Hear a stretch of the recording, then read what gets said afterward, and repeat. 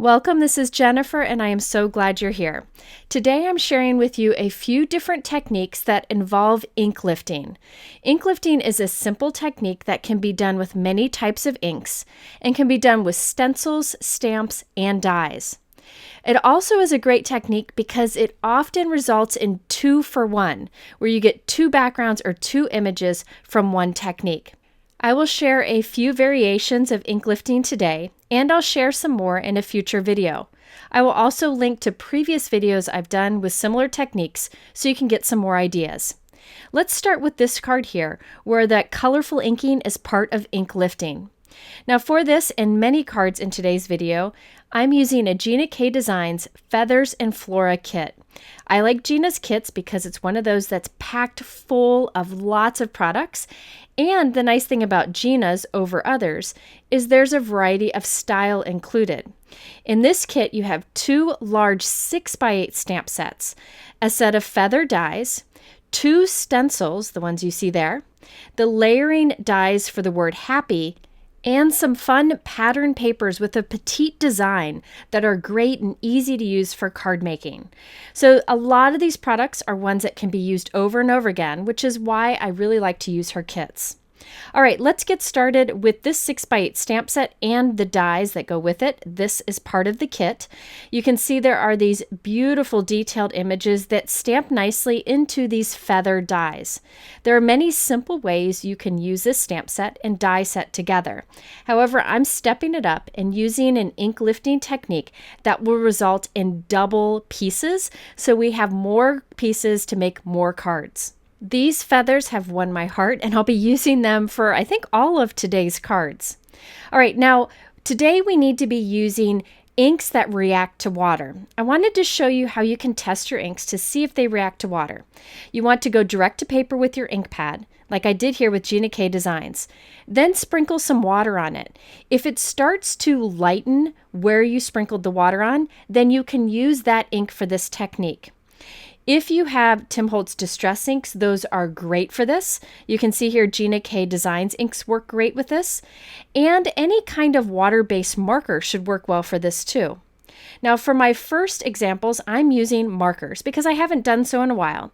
But you could definitely use any water-reactive ink such as Distress ink, and I'll demonstrate that in a moment. I'm using Tombow dual brush markers. Now I've had these for years and they're great for doing like watercolor backgrounds or watercolor painting. Here I'm using them for an ink lifting technique. I am just scribbling the color onto some regular white cardstock. I'm using Neenah Classic Crest Solar White in 110 pound. Any kind of heavyweight white cardstock would work great for this. And you can notice I'm going back and forth a few times. You want to put a good amount of ink down. Ink lifting is most effective when you put a lot of ink down. That way there's extra ink that you can remove when you do the technique. So I am making sure to put down a lot of ink and overlap my colors, which will help with getting kind of a blended rainbow look. It doesn't need to look perfect. Don't worry about spending time getting a beautiful blend. This is one of those techniques that's very forgiving. Now, once I'm done, I'm just heat setting it a little bit to dry it just a little bit because I don't like to heat emboss on wet ink. So I'm drying this here, and then I will use my anti-static powder tool, and we're going to clear heat emboss over this marker. I'm using my Misty stamping tool just to get good placement, but you can use an acrylic block if you prefer. So this ink is dry, and I'm lining up two of the fancy feather stamps from the kit onto that colorful area using my anti-static powder tool and then inking this up with Versamark ink. I like to stamp this twice just to make sure that we get good coverage with the ink. This is a clear ink that will hold the clear embossing powder that we're about to put on. So what we're doing here is clear embossing these images over that rainbow color. You won't really see that clear embossed image much, but what we're doing is trapping that bold color under the embossing in the shape of those feathers. That way, when we ink lift over this, that clear embossing will protect the color underneath and everything around it will lighten up. You'll see that in a moment.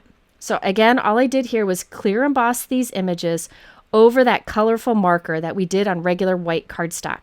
Now it's time to do the fun ink lifting technique. For this, I recommend having a die cut machine. Absolutely any die cut machine would work. You're going to use it as you normally would for a wafer thin die and cardstock, but we're not using a die, we're just using it for pressure. Now I have my clear heat embossed image here over that marker. I am going to spray this about 5 times with water, and then I'll dab off the excess. We just want enough water to absorb into the paper, but not to puddle up on the surface of our cardstock. I will then place this on one of my cutting plates and put another piece of regular white cardstock on top. Then I'll put my other cutting plate on top and run this through. So I'm running this through as if it was a wafer thin die and a piece of cardstock, but really it's only 2 pieces of cardstock and we're squishing them together. And watch what happens. That ink that we wet is lifted off our heat emboss piece on the left, and it's transferred to that plain white cardstock on the right. So you can see it's a reverse image or a mirror image. On the left, you have the heat embossing over the bold color. On the right, you have what looks like white over lighter color. This is a fun, simple ink lifting technique that you can do with any stamped image in heat embossing. Now that heat embossed image on the left still has a lot of color in the background, so let's repeat the process again with it. So I'm taking that same heat embossed piece, I'm going to spray it a few more times, again just enough to absorb into the paper, but not to puddle up on the paper. You want to dab any of that off. You can experiment with whatever inks you're using and whatever cardstock you're using. Now I have another piece of fresh white cardstock I'm putting on top, putting that between my cutting plates to apply pressure. And look, we get another ink lifted piece. This one is the lightest of all of them, but it's still usable and still pretty. So we end up with 3 pieces from one technique. The top left is the original one with the heat embossing. The bottom one is our first ink lift impression. And the one over on the right is our second. So it gets softer each time. But each of these is beautiful. So you can do this with background stamps or any stamped image you have. It works really well with silhouette images too, which I know a lot of people struggle with. So I made a bunch more marker backgrounds this way and repeated the same process so I would have lots of feathers ready to go. I did want to demonstrate that you can also do this with water reactive inks. Here I'm using Tim Holtz Distress Ink just to demonstrate this. I'm not actually going to use this on a card, but wanted to show you how. The best thing to do is to go direct to paper. That way you get a lot of ink onto your white cardstock. And that means more ink will transfer off when you do your ink lifting. If you just apply a small amount of ink with a brush, you won't have much ink to lift away. So the more you saturate the paper with ink, the better. Here I'm going direct to paper with some peacock feathers, some prize ribbon, and some chipped sapphire. I also find this technique is most effective with darker or more vibrant inks because when you get the second impression, the one where you lift the ink away, it'll still show up. If you start with super pale colors, there won't be much color left in that lifted away piece. So that's why I choose bright or darker colors. Okay, so now I've applied this ink and I'm heat setting this so that I can clear heat emboss over it just like we did before. Again, I just wanted to demonstrate you can do this technique with inks. All right, so I stamped with Versamark ink once again, added clear embossing, and I'm heat setting it. So now that ink is trapped underneath the heat embossing and we can lift away the ink around it. I once again have my die cut machine set up and ready to go. So I'm spraying that piece over there that's heat embossed with some water, dabbing off any droplets, laying that onto my cutting plate with a piece of plain white cardstock on top, putting the other cutting plate on top and running back and forth to apply pressure. And here, look at this. You get that beautiful heat embossed image on the left and our ink lift image over on the right. 2 for 1. I love 2 for 1 techniques. Let's do that again because I have this second one here. I was going to use these on cards today, but decided to save them for later. Now, if you find that your papers don't want to pull apart after you run it through with this pressure, just give it a little bit of time to dry or heat set it a little bit before trying to peel apart. You'll see me do that later. Here I didn't have any problems with it. So here are 2 beautiful impressions. This is a technique that you should be able to do with any stamps you have, more solid or even more intricate, and I'll link to a video showing more ideas for this up here in the top right. Okay, now let's turn some of these pieces into cards. First, I'm using the more vibrant one, the one where we did the heat embossing and lifted ink away. Now on this card, I'm using the new Gina K Designs Sympathy and Love stamp set. I am really happy to have this set because it has a lot of sentiments that are great for someone going through a difficult time, and I think those cards are often the most difficult to make. These sentiments can be the focus of your card and you can keep everything simple, or you can step it up as I am today. There are coordinating dies available for those butterflies, which by the way would be fun for a lot of techniques. Now what I decided to do for this card was stamp the Know That You Are Loved with black ink on the bottom right of a white note card. This is 4 1/4 by 5.5 inches. I also used the Fancy Feathers dies that are part of the kit to cut 3 times from white cardstock, 1 from each die. There are 3 feathers dies included. And I'm gluing those around the sentiment to cover most of the front of the card. I'm using my Gina K Connect liquid adhesive in my little mini bottle here, which I love. And then I put something heavy on it while it dries. So we have these white outline feathers. We're going to inlay those vibrant pieces into the openings. So I needed to line up that feather die with the heat emboss piece up there on the top. But it's kind of hard to see through the feather to line it up. So I cut a negative piece. This blue negative piece I can line up around our heat embossed image, get it centered just right, and then pop the die in place. That way I can be sure that it's lined up nicely. I'll put some tape on there to hold it in place, and I can reuse that tape a few times. Then I'll run that through my die cut machine, and that will cut out the feather nicely. Now I am going to do an inlay technique here. There are a few ways you can do it. I prefer to take each little piece and pop it into the openings using some liquid adhesive. I enjoy this process. It's like putting a puzzle together, and these are pretty simple to put together. It probably took me about 20 minutes to do all of this inlay, which for me isn't much time at all. I usually spend much longer on a card. But if you want a trick to inlay all those vibrant pieces, one thing you can do is this. Again, I have my negative space to line up the die. I'll run that through my die cut machine. Now when this feather comes out of my die cut machine, I'm going to keep all the little pieces in the die. You can see all those little pieces are stuck in the die there. I'm going to leave them there. Then over on my card, on that corresponding or coordinating feather, I'll put liquid adhesive into all of the openings. Then I can pick up the die, line it up with that white die cut on my card, and it'll kind of pop in place. It'll feel like it pops in place. Then I can take a piercing tool and push each of those colored pieces down into the liquid adhesive below it. This will allow me to be sure that all the pieces are lined up and in the right spot, since we lined up the die with that white outline die cut. So I'm just pushing each little piece into the liquid adhesive below. There are many ways to do die cut inlay, but this one's probably the fastest. And any little ones that didn't get transferred, you can do by hand. I do find that having a wax tip tool like this pickup stick from Trinity Stamps is very helpful in picking up these little die cuts and putting them in place. It's the same tool that I use to add gems and pearls to my cards too. All right, so now I will do that with the third feather. And we have a beautiful smooth inlay there with those bright pieces in the white outline of the feather. But I like dimension. If you watch my videos, you know I'm a dimension girl. So I decided to step this up and add some more white outlines on top. So I die cut 2 more white die cuts from each of those feather dies, and I'm gluing them right on top of the white die cuts we already have on the card. So this will build up the outline dimension, and those color-filled pieces will look kind of set back. Because the outline is white on a white background, I feel this dimension helps it to stand out even more. Now I did trim the sides of that panel down so that it is 5.5 by 4 inches, and I put it on a black note card that is 4 1/4 by 5.5. So there you can see how the colorful pieces are set back in the white outline die cuts.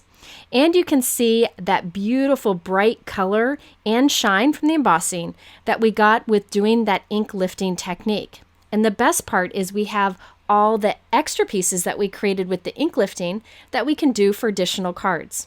But first, I wanted to do one more using these bright pieces. I really like that bright color, the look of that bold heat embossing with the softer color around it. So I decided to do this one that is a background covered in feathers. For the sentiment on this one, I used the new Gina K Designs Beautiful Blooms stamp set. There is a die that cuts out the word sending, and what's neat is there's lots of little sentiments that you can put with sending, such as sending love and prayers, sending love and gratitude, sending all my love, sending a big hug, and I also like that it has sending all our hug, so if you want to send it from your family. Now I stamped sending a hug with black ink on a 4 1/4 by 5.5 inch white note card. And then I glued a bunch of feather die cuts around it, just cut from white cardstock too. And I'm doing the same process that I showed you before, where I die cut out our bright colorful pieces and inlay those into the white die cut outline. This card took me about a half hour to do in total, but I think it's worth it because it has lots of bright color to it and a unique design. Once I inlaid all the pieces, I flipped everything over and just trimmed off the excess. And then I did go back and add 2 white feather die cuts on top of all of these, so we have that dimension. You could definitely skip that if you want to. I just felt it made the feathers stand out even more. So here's the completed card. Again, we have that bold heat embossing with the softer color around it thanks to the ink lifting. And you have the shine from the heat embossing, and you have the dimension of those white die cuts. So this is just one example of using your ink lifted pieces. This is a pretty intricate die, but I've liked it so much. You could do this with big backgrounds if you want to, or more bold dies. Sky's the limit with this ink lifting technique. All right, now we have those leftover pieces where we transferred that extra ink that we lifted off onto plain white cardstock. I want to put those to use. However, remember, when you lift off of the heat embossed image, you get a reverse image or a mirrored image, which can be tricky when you have a die that cuts out the original shape. So let me show you. Here is the original image on the left. That's how the stamp set is. But when you do this technique and squish it together, the one on the right is the mirror image. So the die doesn't line up with it right. There are 2 ways that I know how to cut out mirror images. Now, the first one is the more exact, but a little more complicated. I'll show you that first. The next one's simpler. Here I have a folded piece of cardstock. I'm using the die and cutting through both layers. So I kind of have a die cut card, I guess you could say, with a window through both sides. I'm going to flip it over and line up this side, which is the reverse of it, with our reverse image. This is the piece where we lifted off that excess ink. So I'll line that up and put some tape on it. Again, you can reuse these pieces of tape over and over. So I just want to hold that there. Then we'll flip all of this over, making sure not to let anything shift, and put the die into the opening on this side and tape that in place. We'll then run that through our die cut machine and we're able to cut out that reverse or mirror image. I've done a video on reverse die cutting. I'll link to that up here on the top right in case you want to learn more. This gives a really exact die cutting for that reverse image, and you can see we cut it out with all the little pieces also. I'm going to do that process again just so you can see it in action. I think it's helpful to see twice. Lining it up with the back opening, so my image is getting lined up with this opening, tape it in place, flip it over, pop the die cut in the opening on that side, and then run that all through our die cut machine. Now over here on the right, you can see my card base. I stamped a sentiment, and then I glued a bunch of white die cuts around it. These white die cuts are upside down because remember, we're using the reverse or mirror images. So all of those white die cuts that you see there glued on the card are upside down. Now I'm going to show you a trick to smooth those out, because if you've ever looked at the back of a die cut, sometimes they look kind of bad and look kind of scratchy. So I'm going to show you how to fix that in a moment. But first I want to show you a second way that you can cut out a reverse image. This one is much easier, and I've shown it before in a video. However, it's sometimes not as exact, but you can do whatever method you prefer. This time I have a reverse image, and I'm taking the die and I'm lining it up behind it. So watch, see the die there, cutting edge is facing up. I'm placing that behind our reverse image. Then I'm holding it up against a bright light. I'm using the bright light in my office. You could use a flashlight, and you're just looking through the cardstock and you'll see the shadow of the die behind it. And you can see the shadow of the die around your image until you get it lined up just right. Then tape that in place and run it through your die cut machine, and that will give you a die cut for your reverse image. Now, believe it or not, you can even see through super heavyweight cardstock with this method. So I encourage you to try this, but if you want more exact, I recommend doing the first method I showed you. Okay, now remember how I said all of these white die cuts are upside down? Usually the back of die cuts is pretty rough and jagged. You can smooth them out very easily. All I do is cut from cardstock like I normally do and put them in a piece of folded printer paper, something thin, and lay a bunch of them in there. Then I run it through my die cut machine just like I would with a die and paper, but no dies are involved. This again just puts pressure on this and smooths out both sides. So now the back of your die cut will look just as nice. So when you glue your die cut upside down on your card, it'll be nice and smooth. So I did that with all of these white die cuts just so it would look nice. And you can see I used those soft colored ink lifted pieces for the inlay on all the feathers. Here's a closer look at the completed card. I really assembled it much like we did our last card, but all the die cuts are upside down on this one. You can see all the softer images in there, all that softer color. That was all the ink that we lifted off our heat embossed pieces. It's fun to be able to create 2 cards out of one technique, and I still have lots of pieces left over. Remember, we did a second lift of even softer color. I'm saving those for later because Lila requested it. Now here's a comparison between the two. On the left, we have our original one with heat embossing. On the right, we have our extra one we made with the ink that we lifted off. It's a great way to use any of your stamps. And here, I combined it with some die cutting.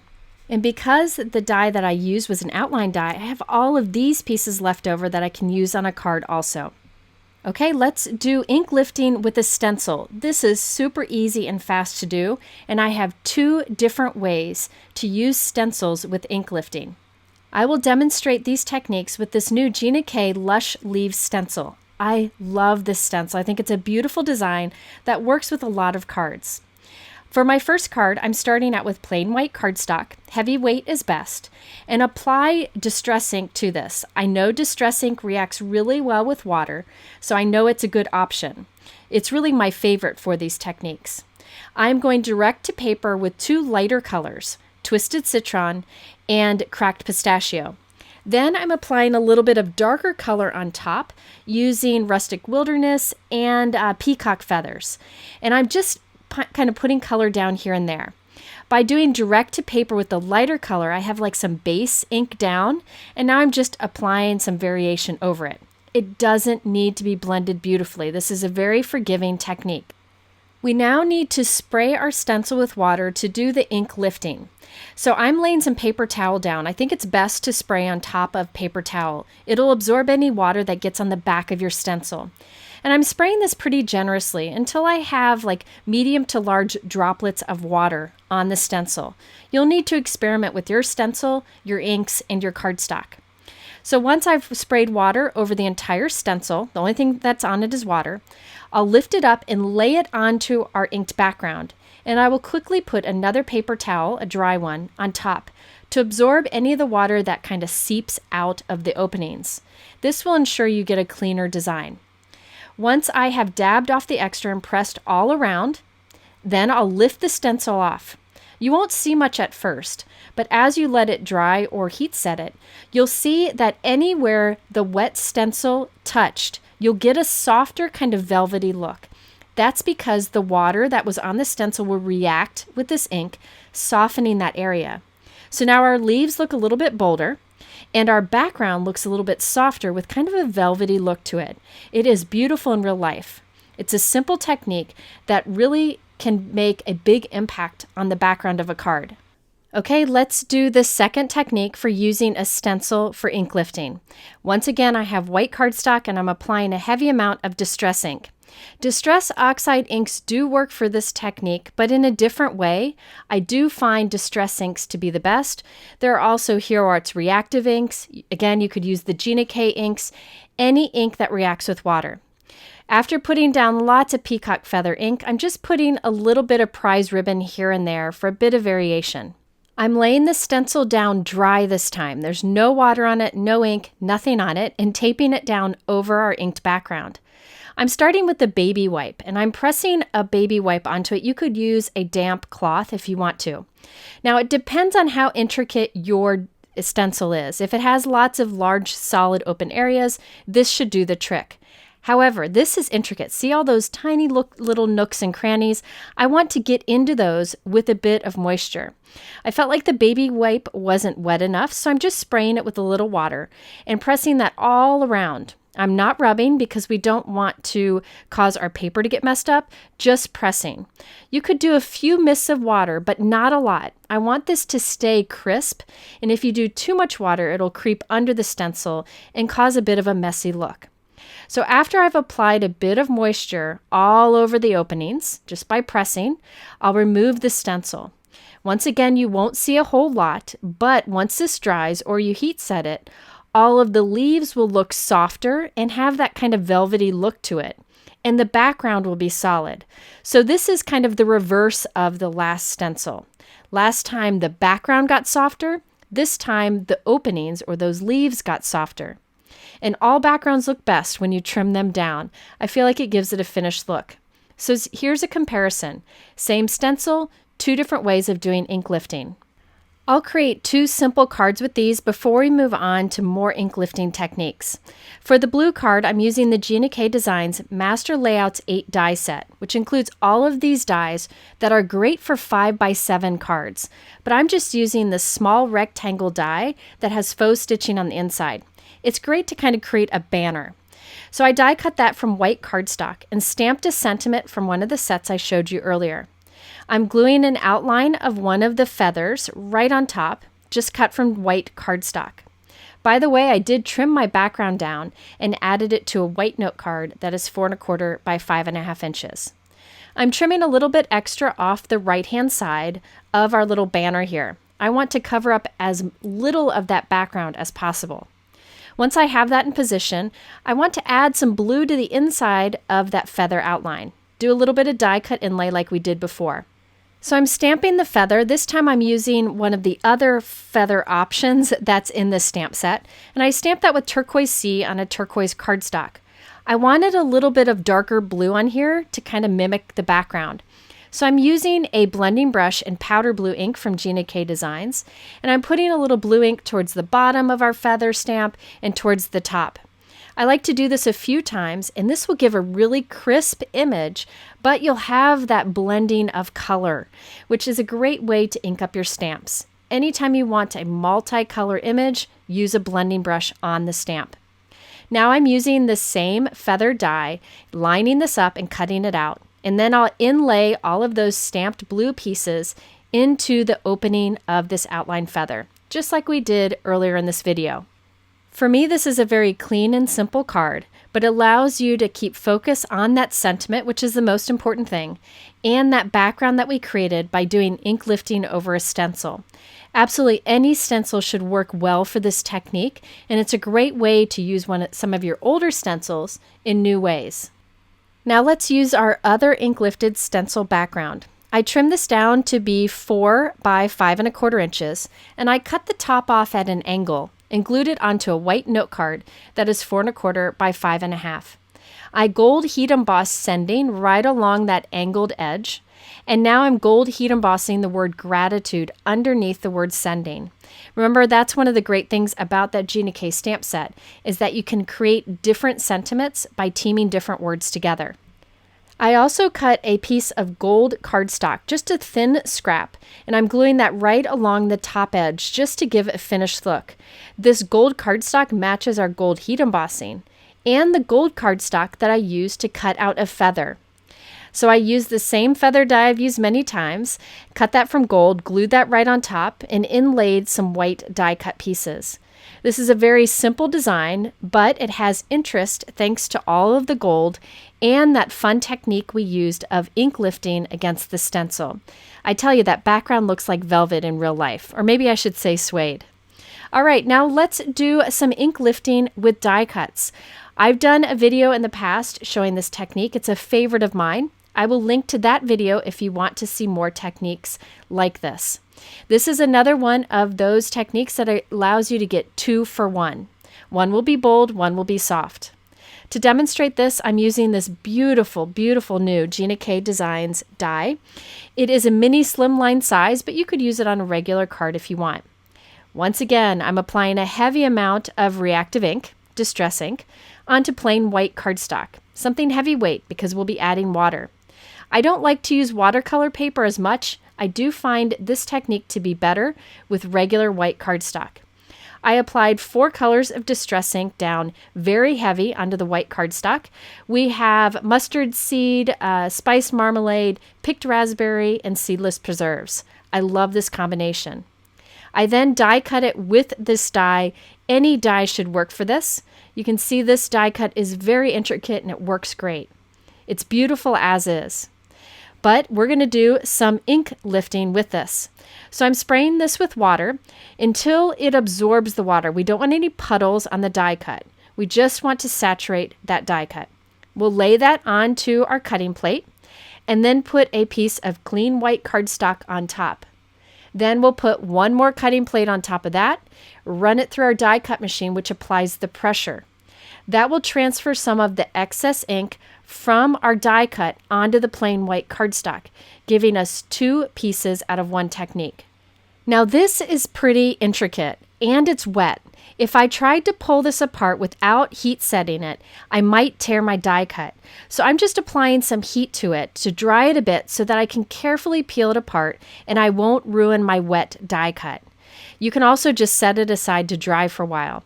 And here you can see we have a beautiful die cut and we have the leftover ink that we lifted off on the plain white cardstock. So this is a great 2 for 1 technique. Now I decided to create very simple cards with this. The sentiment I chose is from Gina K Designs' Delightful Daisy stamp set, which I've used many times in videos. That Hello Friend is perfect to stamp into a die cut circle. The die cut circles I'm using are from the Gina K Designs Master Layout 7 die set. One of these circles has faux stitching on the inside edge, which gives a nice finished look. So I white heat embossed Hello Friend on a black cardstock and cut it into a circle. Then I used that faux stitched circle die to cut a white circle, glued those together, and added it onto our die cut. Now this die cut is glued onto a mini slimline card that's white, and it is 6 1/4 by 3 1/4. And that die cut frame there fits perfectly on the center. I also added some white pearls. These are new from Gina K Designs, right into the center just for a little bit of added interest. Now this is a very clean and simple design, but I really think the bold sentiment and the beautiful colors make it stand out. The circle sentiment is also smaller, so it doesn't cover up much of that background. Now we have our bonus card, which is the panel that we made by lifting ink off of the other die cut. So this one I glued onto a mini slimline card also, and I stamped the Hello Friend with black ink on white cardstock and layered white die cuts together. Once again, I added white pearls to the center of the flowers too. So this ink lifting can be done with any dies that you may have, but it's really most effective with a big intricate die like this one. Before we go, I did want to show you a couple other cards that I started. Here's the thing, there are so many ink lifting techniques, I couldn't fit them all in this video, so I'll share them again soon. Now this next card is from the Gina K Designs Summer Silhouette stamp set. This is included in that kit that I showed you at the beginning. And here is the layered happy die set that you can use either with the stamp or without. Again, part of that kit. Now I used products from this to create this card. I'm not going to be able to show you the process in this video because it's too long as is, but I'll share it soon. In this case, I did stamping with water against an inked background. So that inked background, I just did direct to paper with Distress Inks. And then I stamped that silhouette flower image with water, nothing on the stamp, but mists of water. And that water lifted some of the color, leaving that softer impression. Such an easy technique, and I'll link to a video demonstrating it up here on the top right. But again, I'll have a new video soon. So stamping with water is another way of doing ink lifting. Another way of doing ink lifting, yet another, is to paint in an image with water. So in this case, I covered my cardstock with pink and red Distress Ink, saturated it with the ink. Then I white heat embossed this beautiful image on top.